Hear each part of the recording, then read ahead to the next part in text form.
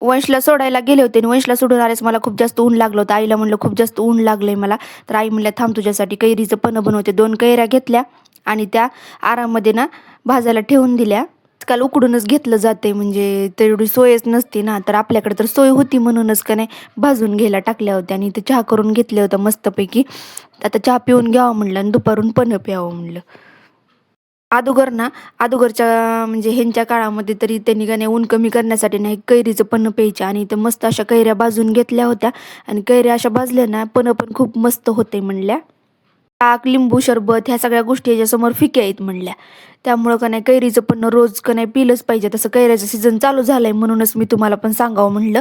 आणि असं आपण वांग्याचं भरताचं कसं वरचं सगळं साल्ट काढून घ्यायचं तसंच साल्ट काढून घ्यायचं आणि त्याचा गरगर काढून घ्यायचा आणि थंडगार असं माठाच्या पाण्यामध्ये नाही मॅश करायचं असं बारीक असं बटाटा कसा मॅश करता तसं आणि जास्त असं उकडून निघालं ना मग मस्त असं बारीक पण होते. भरपूर जणांना पण म्हणजे काय माहिती नाही तर तुम्ही अशा पद्धतीने एकदा बनवून नक्की ट्राय करून कमेंट करून मला सांगा.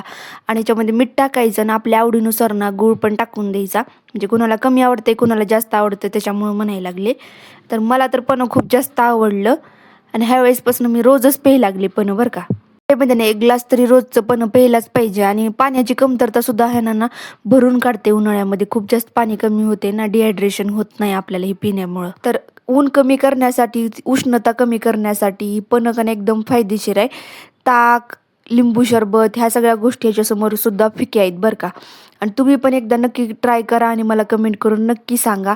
आणि उन्हाळ्यामध्ये ही गोष्ट का नाही रोज पिली पाहिजे म्हणून. वंशला सुद्धा मी अशा गोष्टी प्यायला शिकवत असते. व्हिडिओ आवडल्यास लाईक, शेअर, कमेंट आणि सबस्क्राईब करायला विसरू नका.